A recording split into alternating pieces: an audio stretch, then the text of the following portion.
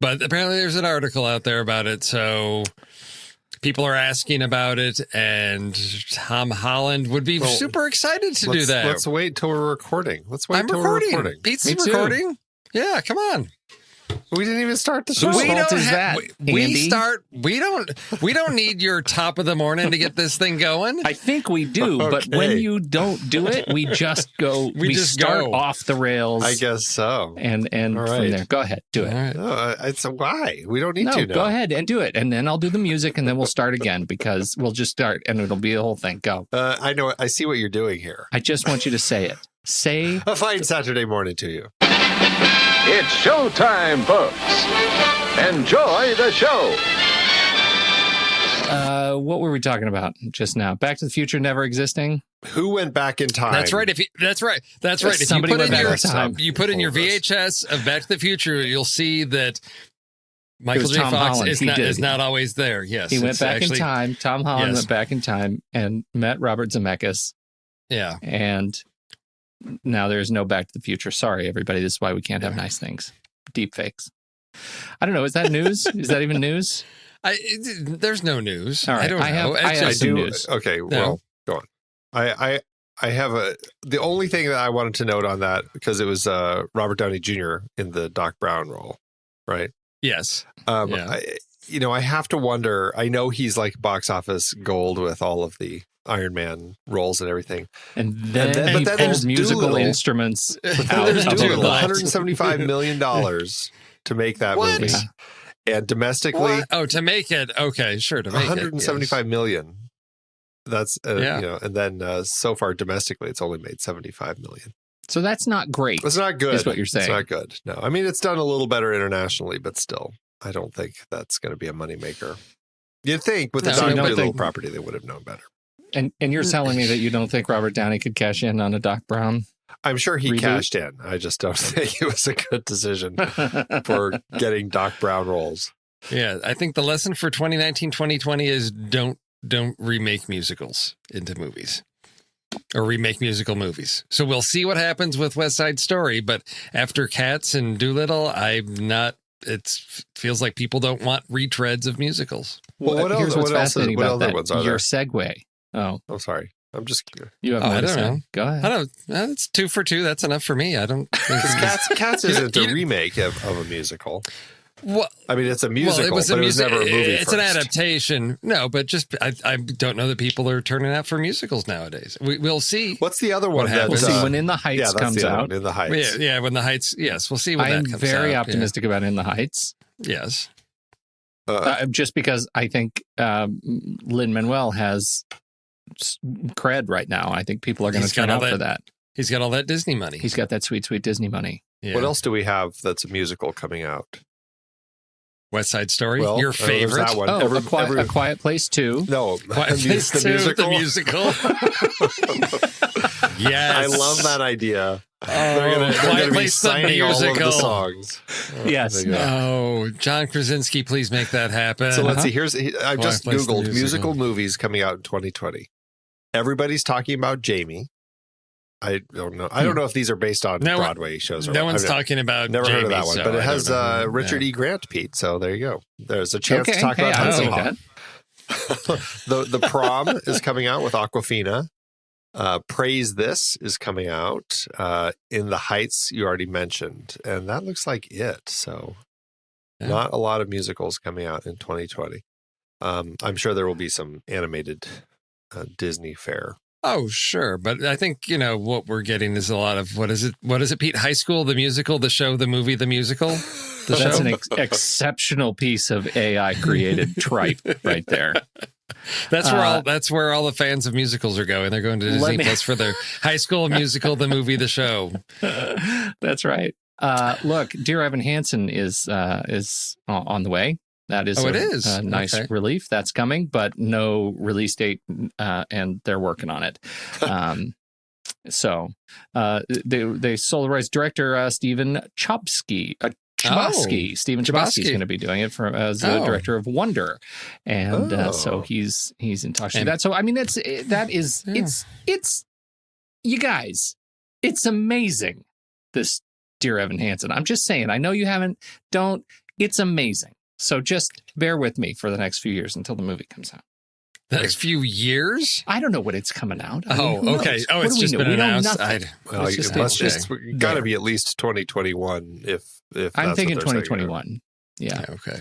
Yeah. So that's going to be, and hopefully, and that's also, I don't know if I hope that Ben Platt is in it. I don't know. I think he might be aging out of the role. So that happens. Yep. Yeah. 2021 is also when we're getting the theatrical version of the theater performance of Hamilton, right? Yes. I'm totally okay with that. Which sounds like what you're going to get when you go to, why am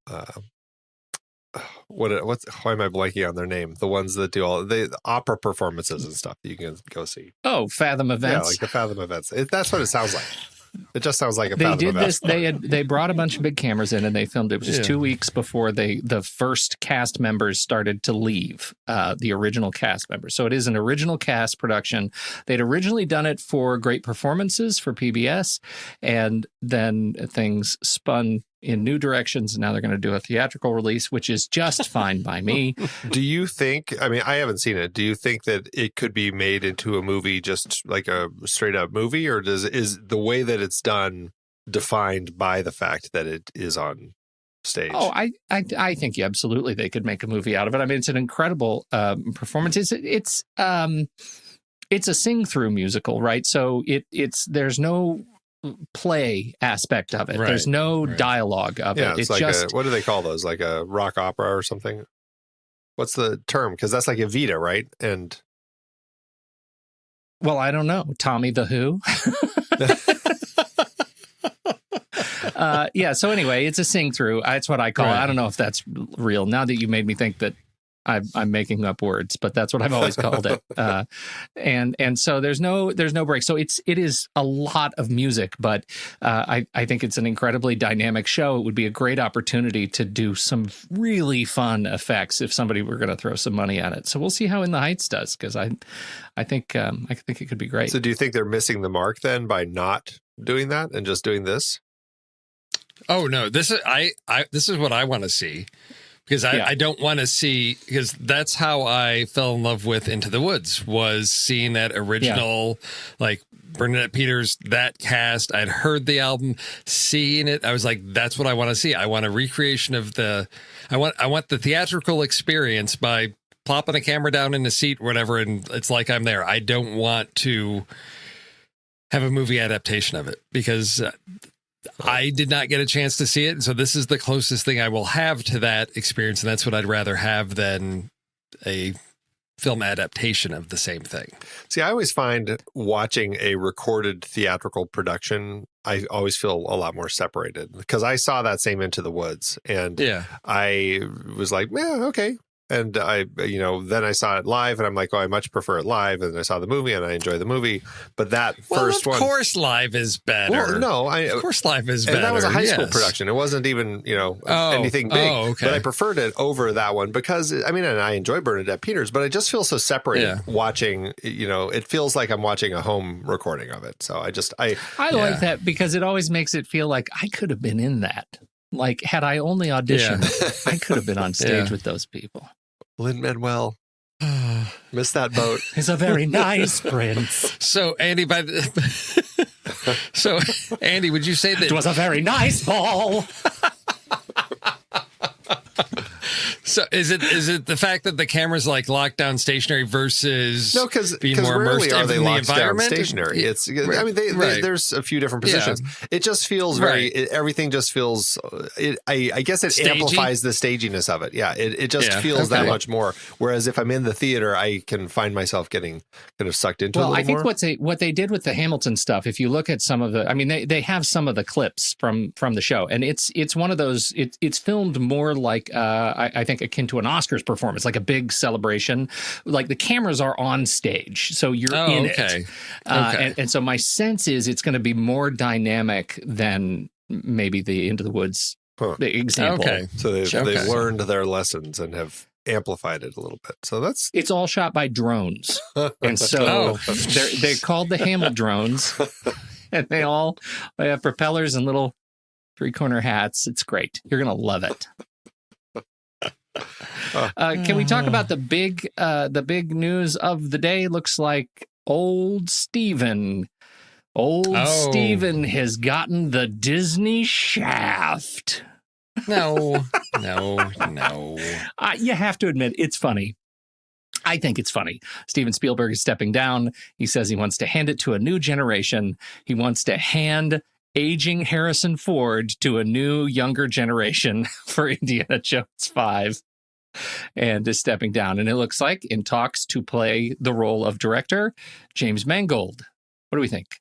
Does that seem odd to be passing it down to younger generations and it just goes to James Mangold? It's like, okay. I mean, I love James Mangold, but yeah, no offense to James Mangold. He's great. He's, how old is he? He's mid 50s. So, but he's more attuned to the youths. Is he? Clearly. Is he? Well, more than Steven, I guess, by a couple decades. Oh God. Yeah, I don't know. Is my inner child locked in the closet? Andy, I guess that's a question for you. I don't have a lot of enthusiasm for Indy 5. I don't, honestly, I feel like after the last one, they should have just learned their lesson and just said, you know what, let's leave it where it is and not come back to it. We should have learned our lesson after the third one. I'm optimistic knowing that George Lucas apparently won't have really anything to do with this one. So maybe that is a redeeming factor, that we won't have ridiculousness in it. I don't know. I'm hopeful. Okay. Well, it's going to, so, I mean, I haven't seen Call of the Wild, but Harrison Ford is still running around and doing things, I guess. Yes. Do you wonder if, I haven't seen it either, but I have this image of Call of the Wild where during the river scenes, that it's just straight up CG cartoon Harrison Ford. He's just not in it. Well, I mean, they filmed the entire thing pretty much on backlots. I mean, nothing was, I don't even think they left California to make it. They didn't go to Harrison Ford's house, shoot it in his backyard. Maybe they did. Well, he's got plenty of it. So maybe they just went up to Yeah. But I think that, largely they're just making it in a way where it's going to just keep him safe so that he doesn't break a hip or anything. I don't know. I don't know. I question the fact that they're making it, and I don't know what to think. I'll be even more concerned if I hear that Shia LaBeouf is going to be back in it. No, I think that's not. You're running through the woods. I have a spin, a little bit of a twist from that to Justice League, the unseen version. The Snyder Cut? Likely never to be seen version. Lee Whannell came out and had I think a really interesting perspective on this thing, that the unseen Snyder Cut is a director's nightmare. That there is the fact that there's an unseen version of the film that's supposedly the quintessential version, the perfect version of the movie is the director's nightmare, and actually says that the Alien director's cut or Aliens director's cut and the Blade Runner director's cut, that the director has somehow been so poorly mistreated or so poorly treated that they feel like there is a disconnect with their movie.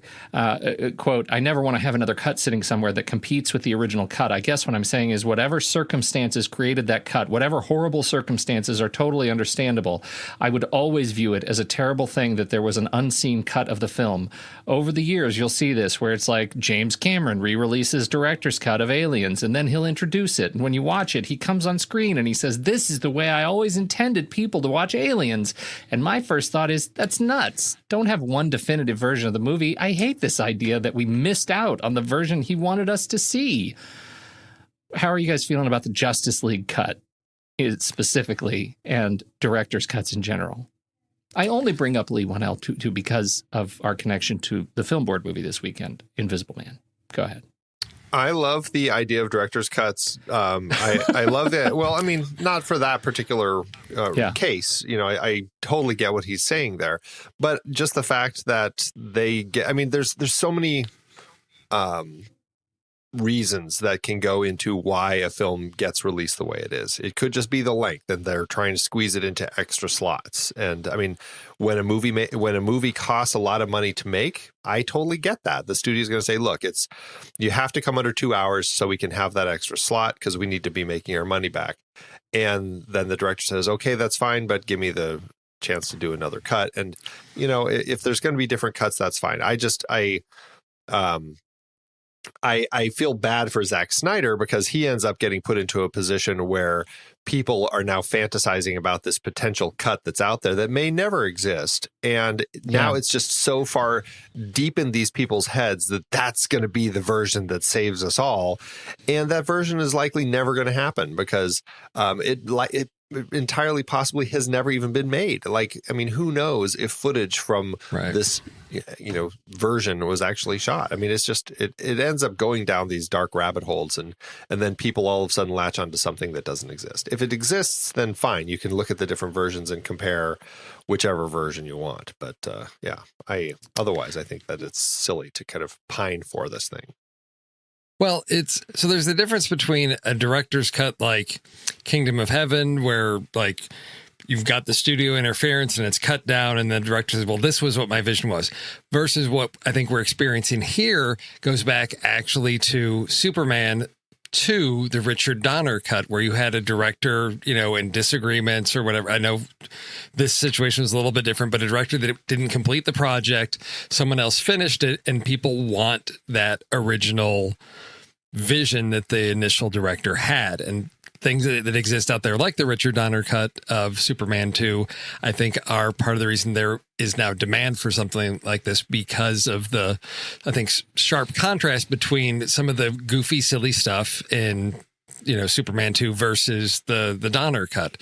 And I think that's, people are hoping to, strike gold again with that of, oh no, Zack Snyder clearly had a far superior version in mind, and we really want to see that. And I don't know that there's enough evidence, or again, I don't know that he, what was shot before, he left that project to actually make it a film that's, because even the Donner cut is, I recall I don't know, they weren't able to catch everything. I can't remember what the status of that film is. I did see it, and I thought there was, I don't know if it's the color correction. There were a couple parts where you could tell this is the other stuff. Mm-hmm. And with Snyder's cut, I don't know that, I mean, the script may be there, but I don't know that if he shot everything. I know there were reshoots and all that, so there's speculation of, footage that exists out there, but I don't know that it's enough to actually make the complete film. What I would imagine for a actual Joss Whedon version of this would be restoring whatever he shot and, then filling in the gaps of actually giving him a budget to finish the other pieces, which is not going to happen. So I think, it's better just left being a mystery. Leave it in your head. Just leave it in your head. You can close your eyes. You can see that perfect version whenever you want and just leave it at that. In my head, the entire version, Henry Cavill mustache. Oh, yes. Every scene. It's been CG'd back. Yes. In places where they don't just un-CG it. They actually CG a mustache. They CG a mustache on yes. him throughout the entire film. Oh, I love that. One more thing I just want to call out because it screams of my youth. You guys, they're doing G.I. Joe again, and it's a Snake Eyes spinoff with Henry Goulding, and they just wrapped principal photography, and I am shook. Wow. You said a lot of words in there that I don't know. Those words. What?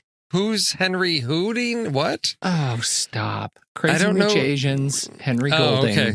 Right? We like him. And then Justin Eyes? the Gentleman. What, Snake Eyes is the masked ninja assassin, G.I. Joe. And we never see his face, and it's played by Henry Goulding. Okay. And it's amazing. What? Oh, okay. All right. Directed by Robert Schwenke.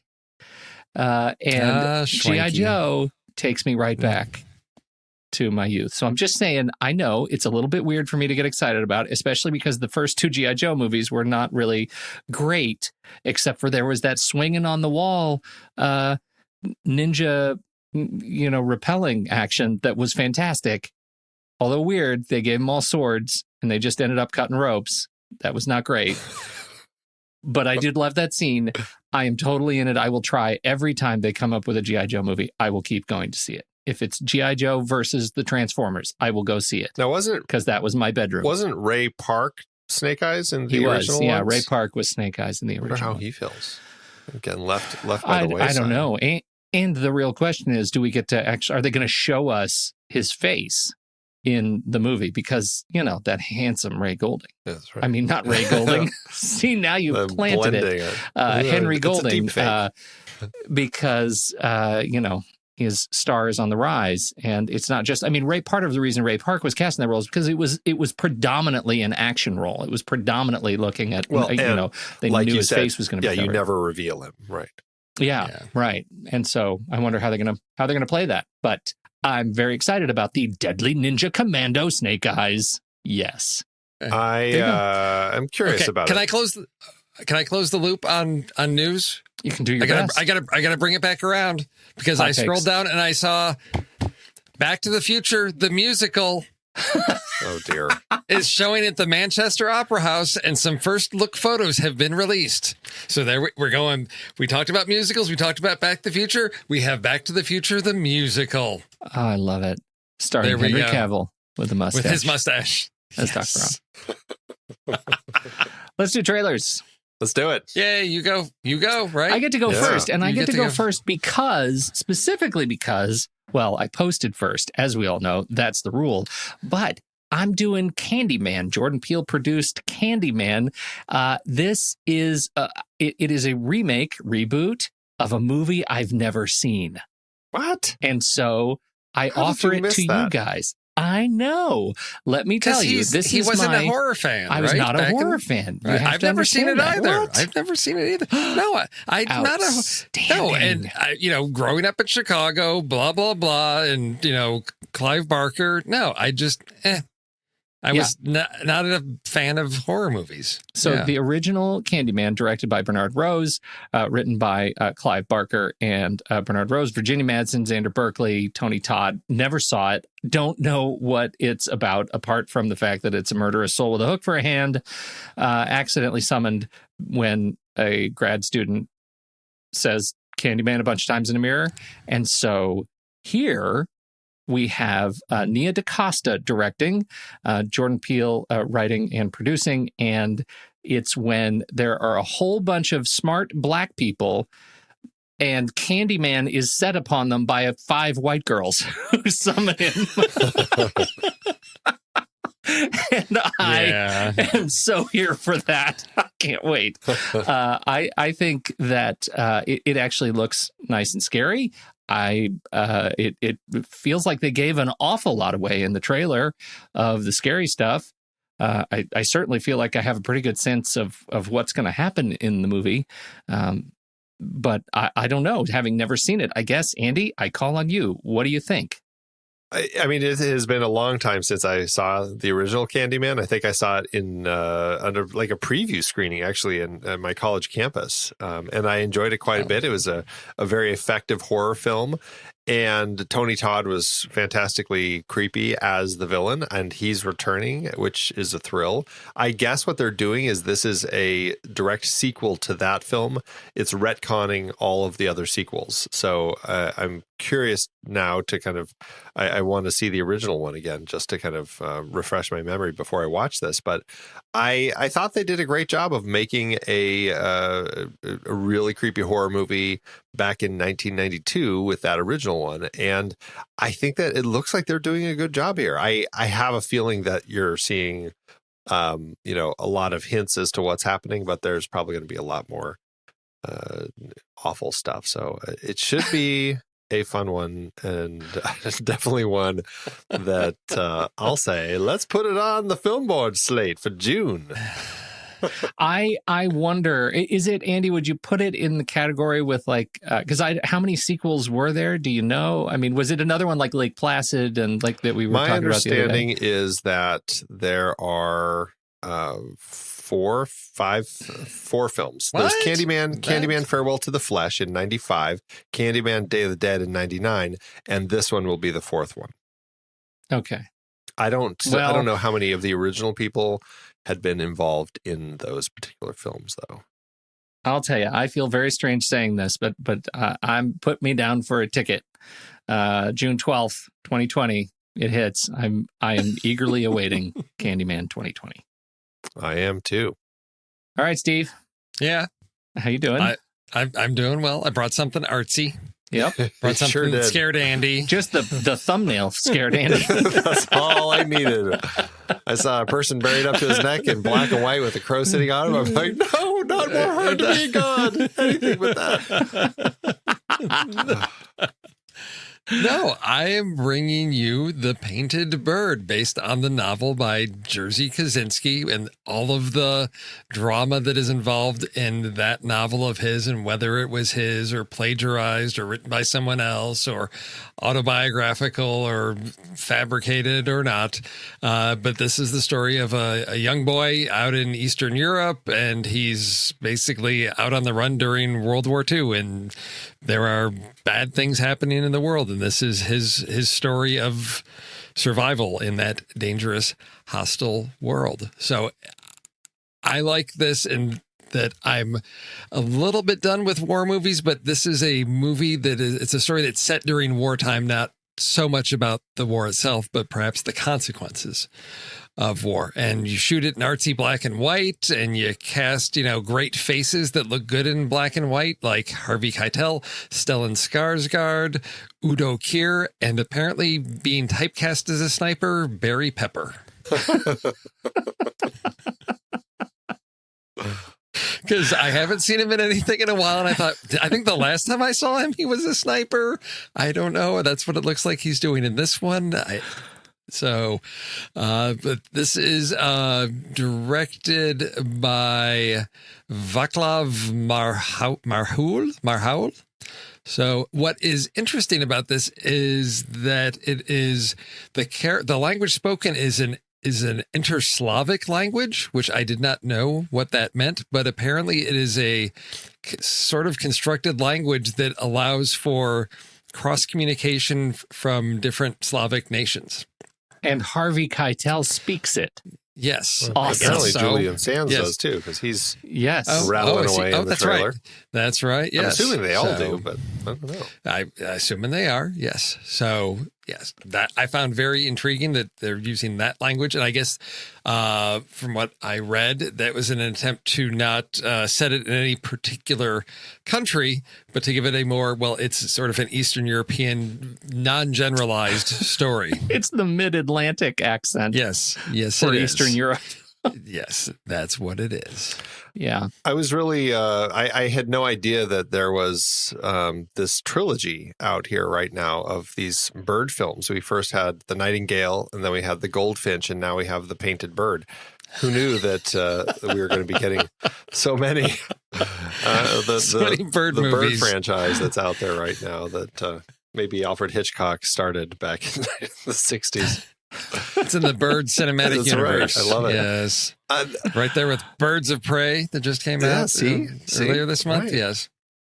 This looks really interesting. I love this, the feel of it. I'm not familiar with the novel.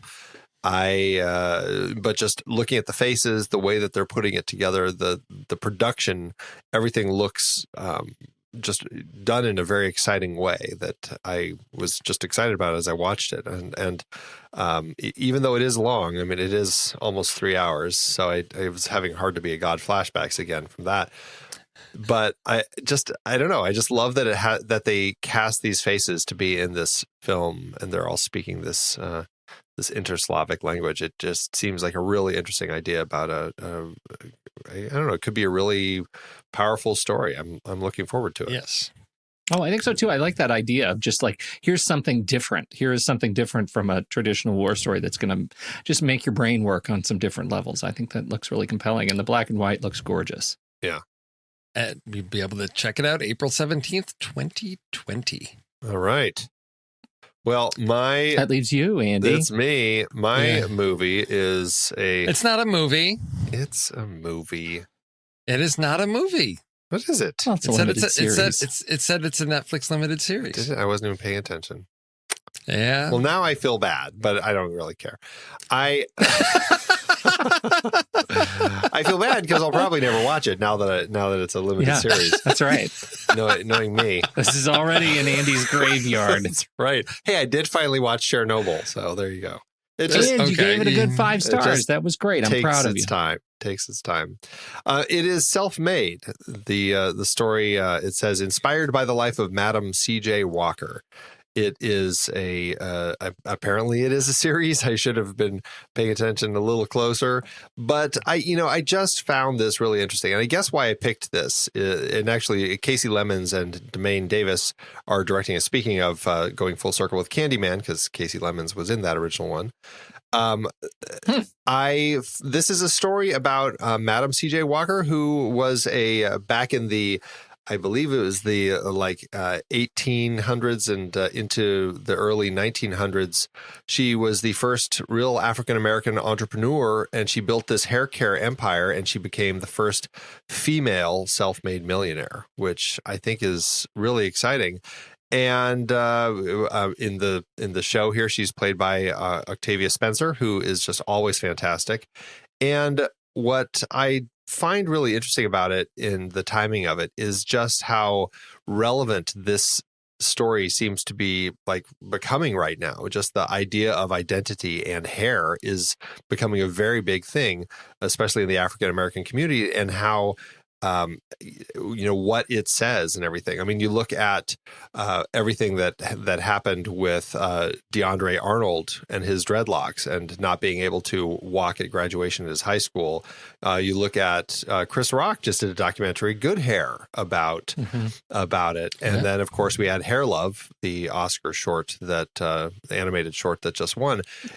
Exquisite. Oh, it's fantastic. I think that it's just a very relevant topic right now, and it just speaks to identity and the fact that this woman, this was back in, a time when you wouldn't think it was happening, but I mean, back in the late 1800s, she is starting up this business selling hair care products. And I think it sounds like a really interesting project. Plus, I mean, who doesn't love seeing Blair Underwood in anything? So, who Blair clearly Underwood is another. Doesn't age. That's what I was about to say. He's another Tom Cruise. Like, what's up with this guy? Yeah. He's just not aging at all. So, anyway, that's my pick. Self-made. What'd you guys think? Well, I think it looks great. It looks like 4 episodes. So, if they're hour episodes, this could just be another How to Be a God. That's right. You just watch them one after another, and you're fine. I think it looks great. Pete. I love Octavia Spencer. I think she's fantastic. And I've been watching Truth Be Told, and that's the Apple TV Plus show. And I think she's just so great. But I was very excited to see Garrett Morris in the trailer. And Tiffany Haddish is obviously very, very funny. Great, yeah. And it's really, I mean, the cast is just exceptional. And so I'm really excited. This looks like a fascinating story of a fascinating person that, how else are we going to hear about it until Netflix starts throwing money at it? Oh, yeah. I'm looking forward to adding this to my little watch list in Netflix and binging it over a weekend. And I love stories out of history that have been forgotten, particularly ones that we have a renewed context for, this or an interest in it. So, yeah, I love, new stories out of history like this. Yeah. So, yeah, very much looking forward to this. Well, it looks like it will be on Netflix. The series will premiere Friday, March 20th. So there you go. All right. Don't make any plans. Now, hey, let's re-rank some movies. Andy? You see what we did there? It was in the rundown. Therefore, it gets read. Oh, there's a rundown? I forgot to look at it. I forgot to open it. Because I just go with it. Yeah. No. Go with the flow. That's right. All right. right. Professionalize this outfit. You do. Seems to care. You did a great job. Yeah, you do. Yeah, you do an excellent job with that. I just forget to always. I even use the interrobang again. All right, I'm ready. Incredibly sophisticated outfit. All right. First up, we have Syriana or the remake of the Thomas Crown Affair. I will take Syriana. Syriana.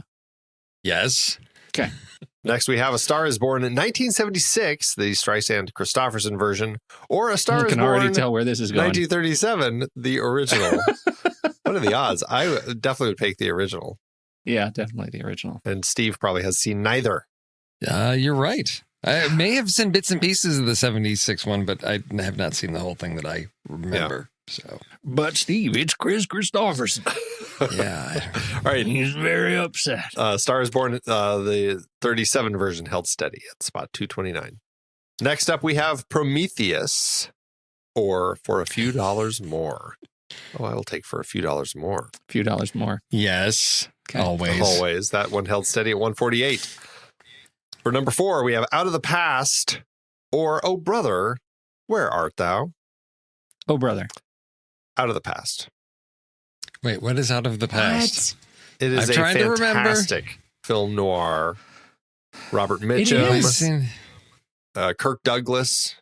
Oh, I haven't seen that one. It was remade as Against All Odds. Yeah. Oh, that's right. It's such a great noir. Yeah, no, I have not seen that. It is. They're both fantastic. They are. I'll pick Out of the Past. Okay, I'm going to let you have it. I don't feel quite strongly enough. They're both exceptional films. Well, it went up from 129 to 61. Whoa! Wait, what did it? I think. What did it beat? That was that high? Well, it beat. Oh brother, Where Art Thou? Oh brother, which I think. But Oh Brother's that high. It had a bump in another re-ranking because before it had been. We had the Oh Brother block. It was kind of somewhere in the middle of our chart. Now it's in the. There are a lot of movies that got pushed below Oh Brother. Yeah, brother. Yes, that's true. Next up, we have National Lampoon's Vacation, the original, or we have Hero. I have to go Vacation just because of my nostalgia for it. When you say Hero, the Zhang Yimou film. Yeah. Okay, with Jet Li. Yes. So this is one where we're going to say out loud, I acknowledge the better film, and I'm choosing National Lampoon's Vacation. Yes. No. Yes. No. I am saying the same thing, no. Pete. All right. Fine. You can both be wrong and live with that. Are you picking Hero, or are you saying Vacation is you just disagree with better? Our premise. Which way? No. I'm saying I pick Hero. I love that movie. Yeah, we do too. It's such a masterpiece. Yeah. But it's Vacation. Yeah. Yeah, it's really great. It's good, Steve. It's great. It's fine. Hero's fine. Vacation held steady in spot 71 on our chart. Sorry, folks. Park's closed. Moose out Park should have told you. Next up, we have The Lion in Winter, or Leon, the Professional. Well, I'm saying The Lion in Winter. I've been trying to keep up for the first mile or so. I don't even know what you just said. The Lion in Winter or something else? Why do I try? Sorry. The Lion in Winter or Leon, the Professional. I'm the Lion in Winter. All right, Lion in Winter. Wow. I have not seen Lion in Winter. That's shocked me into clicking on it in a excited agreement. Because what? Yeah, click on it fast. Before Pete changes his mind. I gave it to you. I gave it to you. Surprising. Lion in Winter held steady, spot 226. Yeah. I don't know where I am. Number 6, I think? Number 7. Number 7. Lady Vengeance or Splash? I have to go with Splash. I can't. You can. And I even had trouble with some Lady Vengeance. Yeah. But it's Splash. It's so good. It's so funny. I don't think Steve has seen Lady Vengeance. I have not. That's on my list of movies that I need to get to see. I'm gonna go with it. Here we go. All right. 1, 2, 3. Paper. Rock. Lady Vengeance wins. Lady Vengeance held steady at 302. Okay. Number 8, Pennies from Heaven or The Lonely Guy. Oh, 2 straight out from our Steve Martin series that we did at the end of last year. I'm gonna say, boy. Listen to those shows, and I'm curious to see how you guys vote on this one, because I haven't seen. I think I'm gonna have to. Wow. Like of all of the Steve Martin movies, these are the 2 that were thrust forward. Yeah. I was about to say Pennies from Heaven, and then I remembered, Pennies from Heaven. Well, yeah, but it's a really interesting one. The Lonely Guy is also really interesting, but it had more things that I feel didn't work. I don't know. I feel like I'm really at odds with this because I feel like both of them have a lot that didn't work.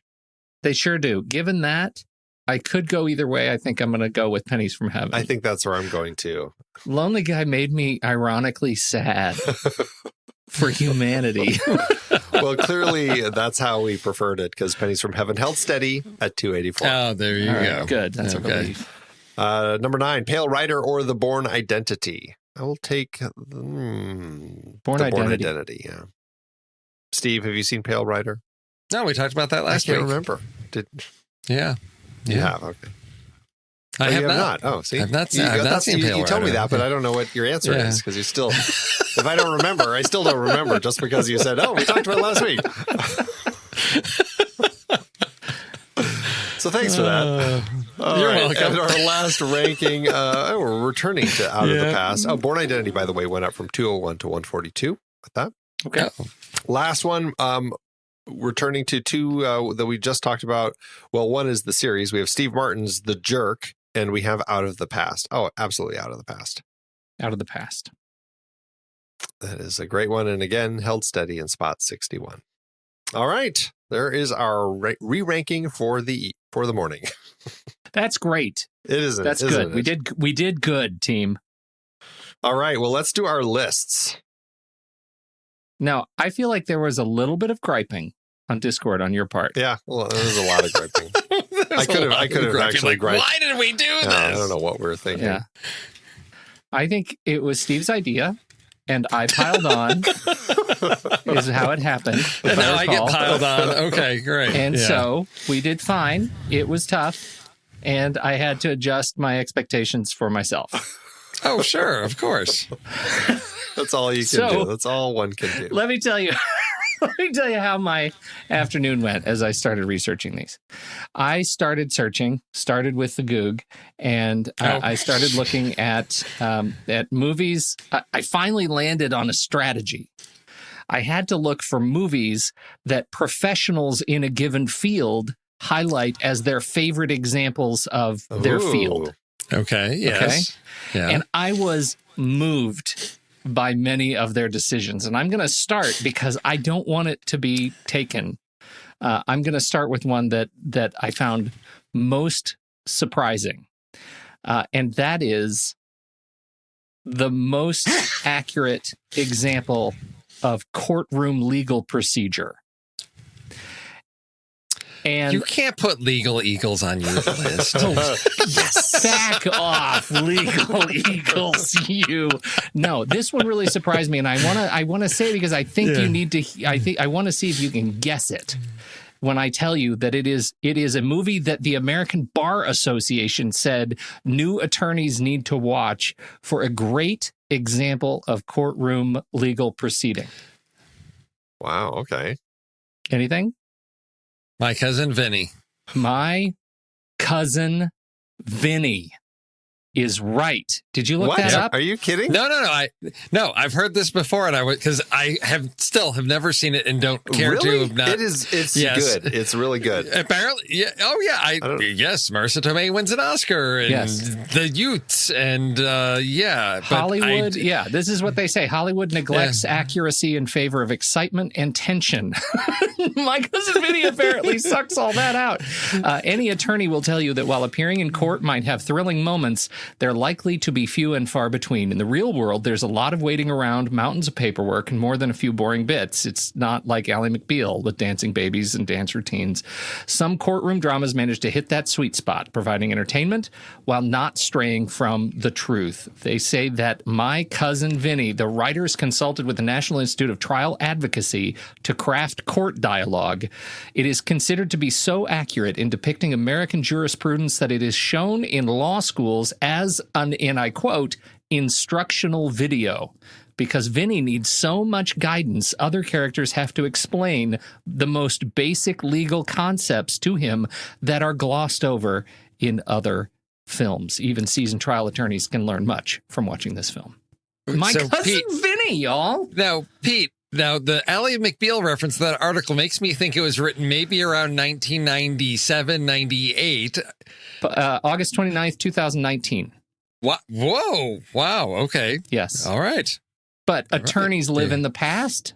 Well, no, I was just thinking that there may have been something since, Ally McBeal that, was a little bit more accurate. That was their reference. That's it. Okay. Look at that. All right, Steve. All right, Steve.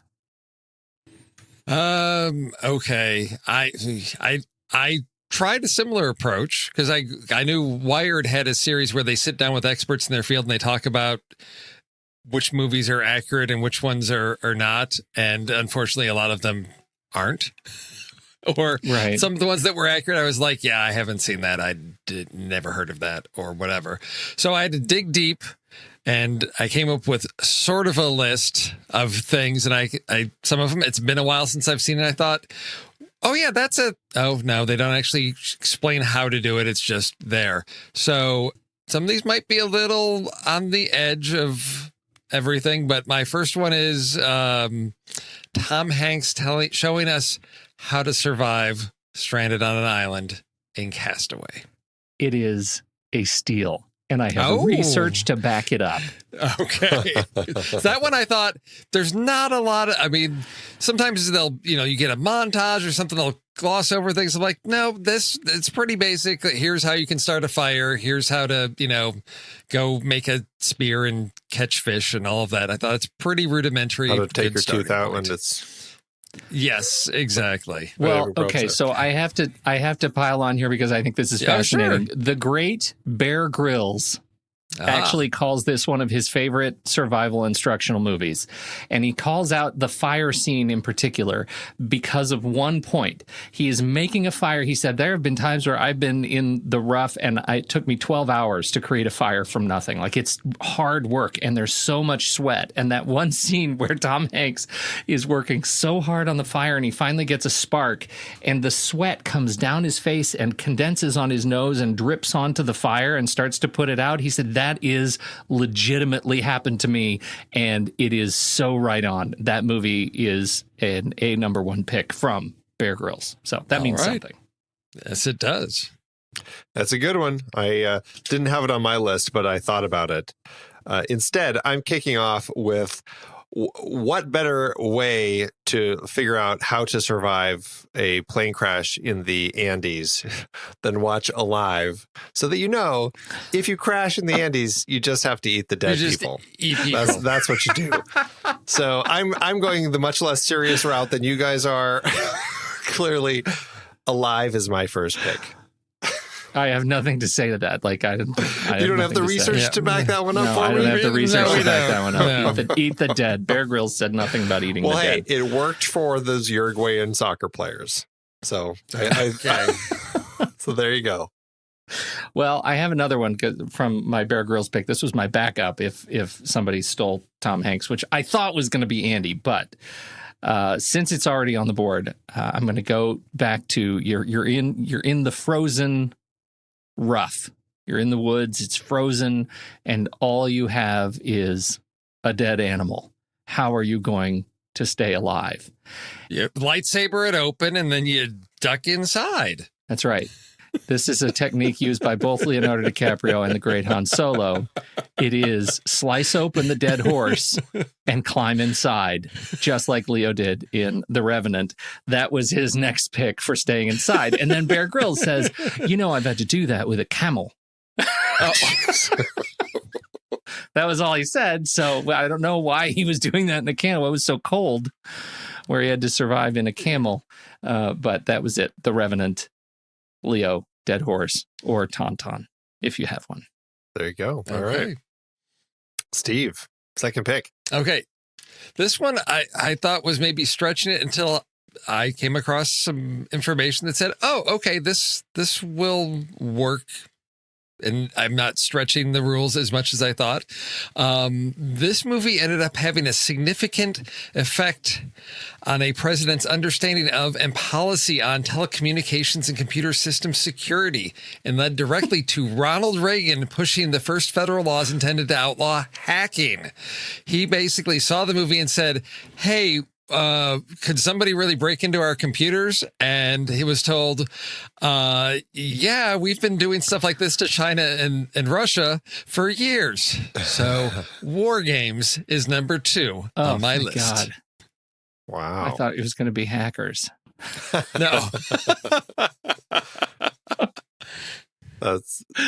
That's funny. I love it. I actually thought about that movie, and I'm like, there's nothing real in that movie. Hacking it? Yes. There were some things that are fictionalized, but the ability to actually, get in hacking in. There were some things fictionalized in that movie. In war games? There was, because computers don't talk. Okay.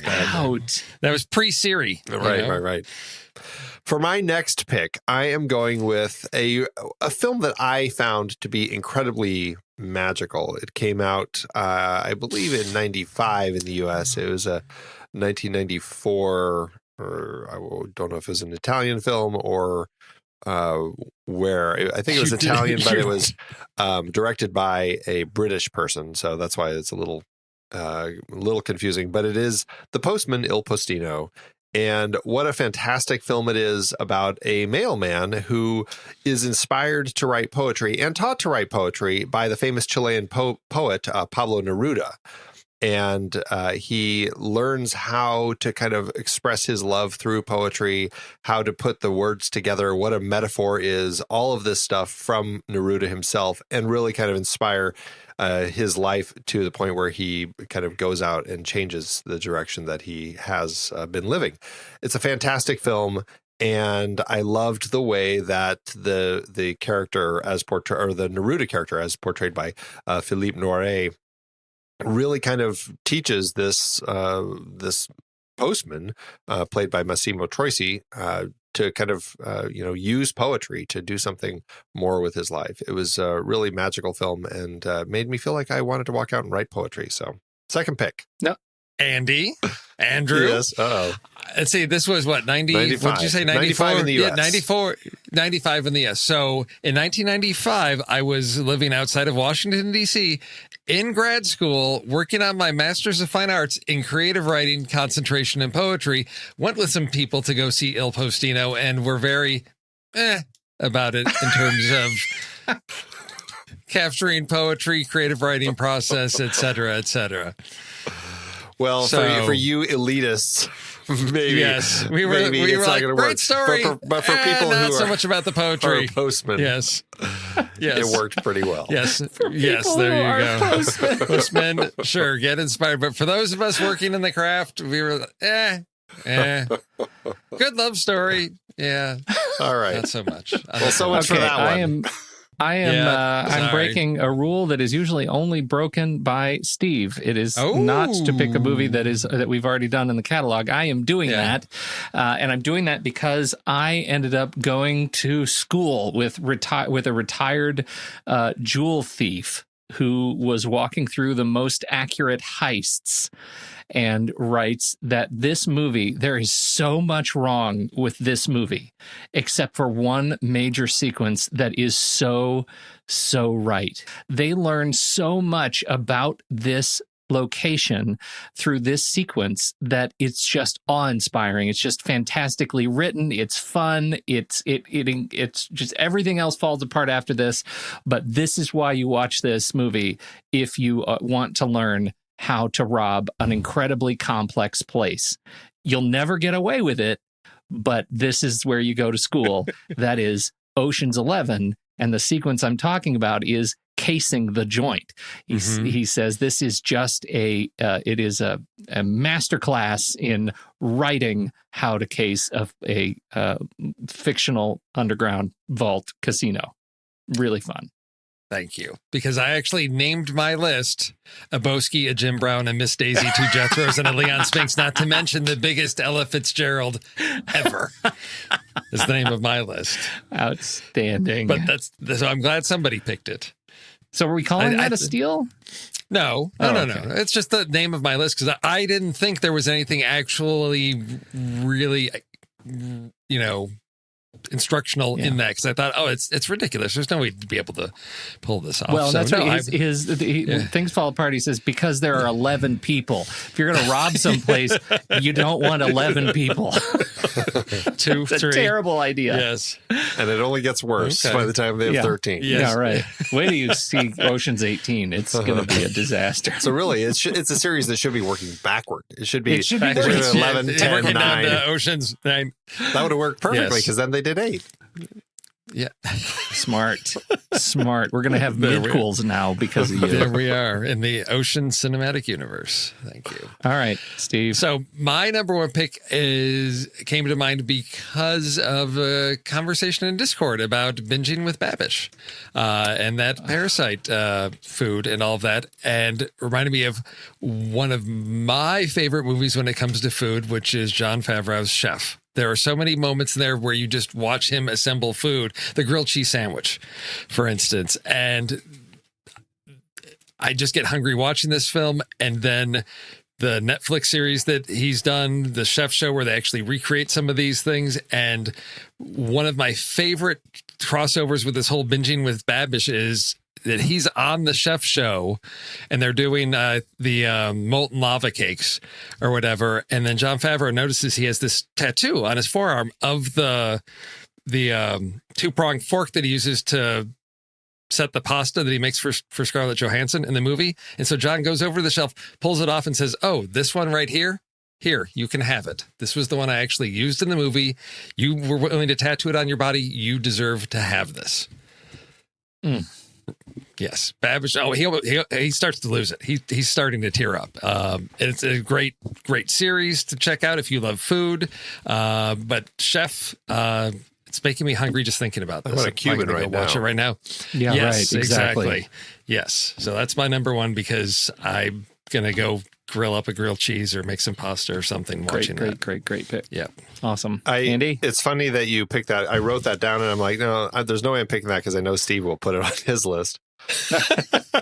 But I was like, I need to get food on here somehow. And I was thinking about Burnt and putting that one on here. But in the end, or Big Night, which is another one that has a great little scene. Almost, yes. But I ended up picking this film, which I think it's magical the way the scene is depicted in the preparation of the dish. And what's more magical is the way the dish is received on the other end when the critic takes a bite of it. It is Ratatouille, the fantastic Brad Bird animated film where they actually make a Ratatouille dish at the end, and watching how they do it and everything, it totally inspired me. And now I make it probably at least once a year, usually around the holidays.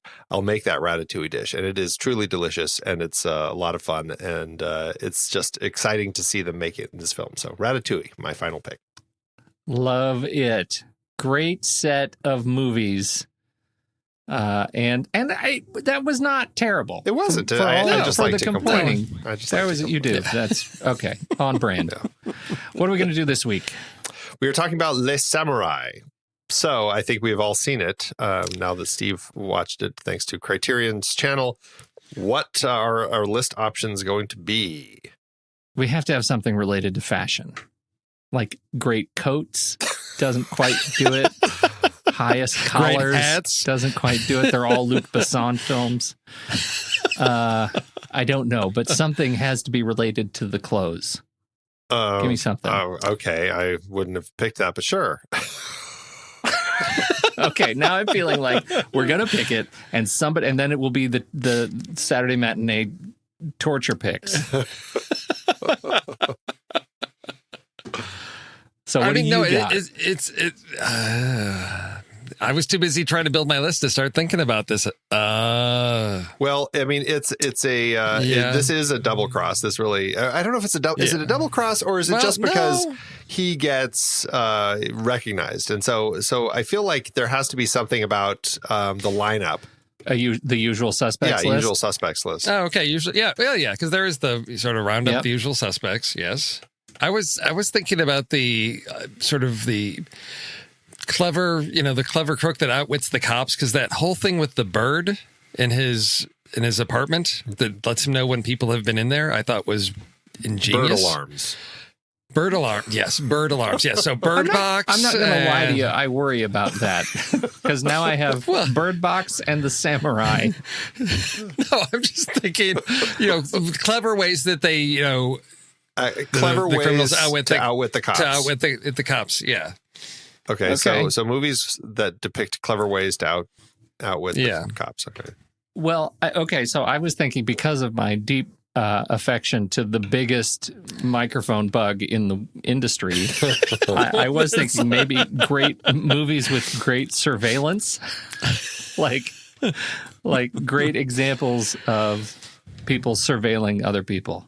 Can it be not audio, but can we also include like when they're following him? Because I think the following surveillance, that gives us some. Any surveillance. Any all right. high-tech surveillance. No, just surveillance. Yes. It's just surveillance. It doesn't even have to be high-tech. Just following them on a train, I think.